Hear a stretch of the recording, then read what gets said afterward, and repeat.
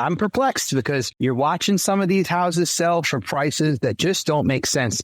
We have old houses that need lots of work selling for a lot of money, and you're watching the average mortgage payment just climb. You're listening to Kerry Lutz's Financial Survival Network, where you get valuable information you just can't find anywhere else. To thrive in today's trying times, you need the Financial Survival Network, now more than ever. Go to financialsurvivalnetwork.com and get your free newsletter and gift. Financial Survival Network, now more than ever. And welcome. You are listening to the Financial Survival Network. I'm your host, Kerry Lutz. Well, here we are in the last days of October. We've gotten our long-awaited rate cut, 50 basis points, more probably on the way. What effect, if any, is that having on the real estate market, particularly in my old state, New York? And our good friend Andrew Ragusa, a real estate expert in the metro area, is with us now. Great to have you back, Andrew. So what is going on with real estate in my old state there? Well, Kerry, I'm glad to be back. Thank you for bringing me here. And, as we were discussing earlier before we started recording, I'm perplexed because you're watching some of these houses sell for prices that just don't make sense. We have old houses that need lots of work selling for a lot of money, and you're watching the average mortgage payment just climb. And now I'm seeing people pay about $5,000 to $550 a month just on their mortgage to purchase something, because the average purchase price is probably about $600 to $650, and you got property taxes that are going to be anywhere from $12,000 to $15,000 on average, which is pretty high. Wow! So you're looking at a very high cost of living. I don't know how people are doing it, to be honest. Me neither, man. Me neither. It's you hear about the election, all they're talking about with the election, and cost of buying groceries, cost of buying homes, and how do we bring it down? And I'm a little skeptical. I don't think anybody has it in their power to just roll back prices or even stabilize them, because I remember the last bout of inflation we had from the 60s to the 70s. And man, this was like it went on and on for a couple of decades. Yeah, it's true. And you know what? Inflation is cumulative. It doesn't just disappear. It has never disappeared. It's always gone one direction. You may be able to slow down the rate at which it accumulates, but it does not go back. It does not go in reverse. The only way to fix this problem at this point is to change the money system. And I'm talking about going back to sound money, having a gold and silver backed currency, similar to what the BRICS are doing. And it's the only way the United States is going to be able to survive, frankly, because you have too big of an alliance of all these other countries around the world, which have no incentive anymore to use the United States Federal Reserve note, not dollar, Federal Reserve note. So now the only move we have is to move back to sound money. Yeah. Well, but they don't want to do it till they absolutely have to, because then they lose their power, right? Yeah, it's true. It's true. Well, I really like the idea that Trump has been flirting with getting rid of income tax altogether. He's been talking about it a lot at his rallies, and says that he wants to move to a tariff-based, economy, or tariff-based, to bring in revenue for the government. And that sounds like a dream come true. So we'll see. I'll believe it when I see it. What about the 87,000 new IRS agents? They're all going to be out of a job. He's going to be like the guy from Argentina there, Javier Milei, cut, right? Hey, you're not going to hear any sympathy from me. I'm all for it. Goodbye, 87,000 IRS agents. Goodbye, IRS. All those government jobs that are created do nothing but create tax burden anyway. They don't actually, those jobs are not, gross jobs. They cost money to have government jobs. So anyway. You remember the most fearsome words in the English language? I am from the government. I'm here to help you, right? Reagan said that. It's a nightmare. Yeah. So, but in your market, like you say, the shacks are going for big bucks. People are lying, cheating, and stealing. But you know what the upshot is?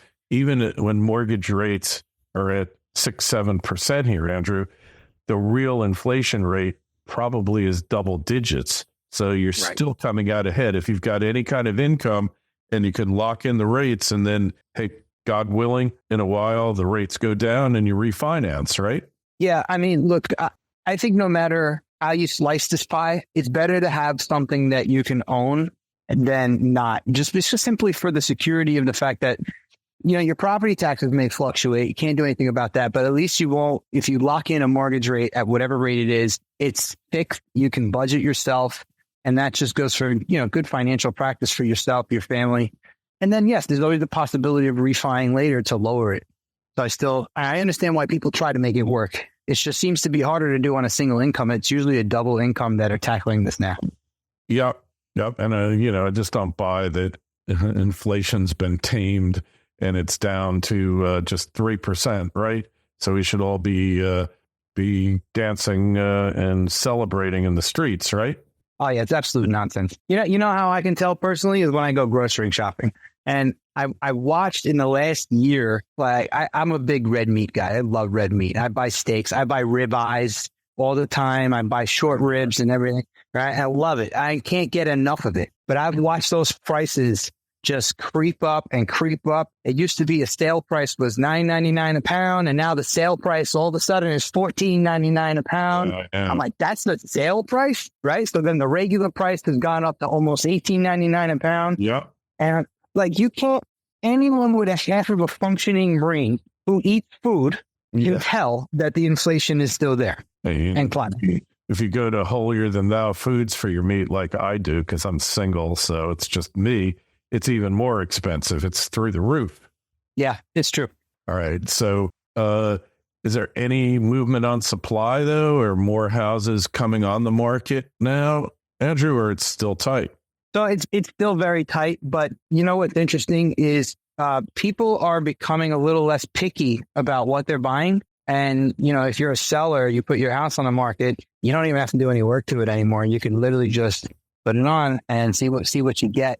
Now, it doesn't mean that people are going to necessarily overpay, but the chances of it getting sold at the proper price, like at a right, fair price, is very high because someone will take it, someone will do the work. It used to be something buyers would say was, I love the house, but I have to do a new kitchen, I have to do a new bathroom, I have to do a new roof. And that was the standard rhetoric every realtor heard every time someone wanted to make an offer. Nowadays, it's just, what are you offering them? Because someone else is saying the exact same thing and they're all willing to do the work. So it's like, okay, here's the number, take it or leave it. Right. So if you're a seller, you're in a good position right now. Mm-hmm. So it's still a seller's market, huh? Yeah, absolutely. Yeah. Amazing. And it's been that way for so long now. Well, between us, I don't think it would be beneficial for anyone if the market switched over to a buyer's market, because even if you're a buyer, and you're buying in a buyer's market, you're not building equity. A buyer's market means that the price value goes down. And then you're purchasing something that's not going up in value, then, that's not good either. I think it's overall better to be in a seller's market, but we are way overdue for a price correction where the prices have to come down to something that's just a little bit more affordable. Otherwise, people are eventually just going to have to move and live somewhere else because mortgage rate, if they go up a little higher and we start touching $6,000 a month to just live in some areas of Long Island, it's crazy. People are going to say, why am I going to live this kind of lifestyle, especially if they can work remotely? Yeah. Hey, so remote work, you seeing people move out to further suburbs now in New York, now that even if you can't work 100% remotely, if you can work, 50, 60, 70% remotely, go in 2 days a week, 3 days a week to the office, makes that commute a lot less backbreaking, doesn't it? It does. And what the biggest change was recently is that a lot of the employers started demanding that their employees come back. And what was interesting is in 21 and in 22, we've had a lot of migration out of big cities towards the suburbs. And then in 23 and most of the 24, there's people going right back into the city because their jobs are demanding that they go back in. So I think a lot of people made some hasty decisions when they moved the first time, thinking that this would be a permanent thing. And, that's part of what's, keeping the market moving and making sales possible is just people are just still moving around. Mm-hmm. Yeah, people are still moving, but I know like my kids who are in their prime earning years, even for them, they are like, 2-3 days a week. They go to the office. The rest of the time they work from home. So I've noticed that a lot of people are doing that hybrid thing, right? Yeah. Well, listen, if you get that opportunity and it comes down to a personal decision. If you like that, if you're good with that, I would love that opportunity where I can live a little further away. I don't have to go in every day, but I could have a much bigger place. I could have an easier, more affordable budget. And the trade-off for that is a little extra driving time a few days a week. That doesn't sound like a bad plan, but it comes down to what each person individually is willing to do. Yeah, well, if you have got kids, younger kids, you want to be there for their events and stuff, it really can be a plus. But like you say, each his own. So any other trends that you're seeing there, like are knockdowns becoming more prevalent? What's your take there? Well, I can tell you that the houses that are fully renovated in beautiful condition will sell so fast your head will spin. We'll get it done in one weekend. You just put it on the market in one weekend of open houses, it's gone. And the offers will be really high. But when even the houses that need work, they may take a little time, but they will get sold. And I was just explaining to Kerry, like before we got on this call, I saw a house this weekend for $400,000 that was just over 800 square feet total. And I said, I can't believe this house is $400,000. And it was a knockdown. It needed to be completely knocked down. Nothing was savable. Maybe just a concrete foundation could be reused. But that just goes to show you what people are spending to live out here in Long Island. And the land, the value of the land, right? That's pretty amazing. Huh. But you know what, Kerry? I also think that some people who are financially savvy know that there is a little bit of kind of like a flock to hard asset where they're saying, they're not feeling very secure about their cash, their dollar. Some people don't have the stomach for a stock market that sees record highs every week. It's like, they're saying to themselves, I'm going to put money in some sort of hard asset, whether it's going to be a home or even gold and silver, which is climbing like crazy. Gold hitting record all-time highs. Silver's creeping up. And I think this is becoming the trend where a lot of people are just buying for the sake of just having their money invested into something that's real. So in the event that something bad does happen economically, they do own something that, is a safer investment, a lot more security, kind of like an insurance program on their money. You're talking like a libertarian here. I've been buying gold and silver since 1999. And never looked back, had to sell some stuff on occasion, pay a tax bill, weddings, and all that good stuff. But, it's, look, gold's at over 2,700 the ounce, going to 2,800. Silver hit 35. Of course, it had a pullback to be expected, but it's going higher. Everyone is expecting it to. Oh, yeah. But you still got to have a roof over your head, right? Absolutely. And that's just why I'm saying these hard assets, these physical assets, that's a better term. Physical assets are becoming very, very wealthy. Very, very popular because of the security that they bring. And I think that's also driving the market. And people know that they got to own something real. Yeah. And so you got to have a roof over your head, even if you only own a portion of it. The more inflation you have, actually, the more of it you own and the less the bank owns, right? Right. Roof over your head, land, and things that are of utility. For example, silver has the best utility of all of the metals, at least in my opinion. It's used in everything electronic, solar, batteries. You see that Samsung came out with a massive battery that can hold the charge. I think they said like 5 days or something like that. And it uses double the amount of silver. Did you see that?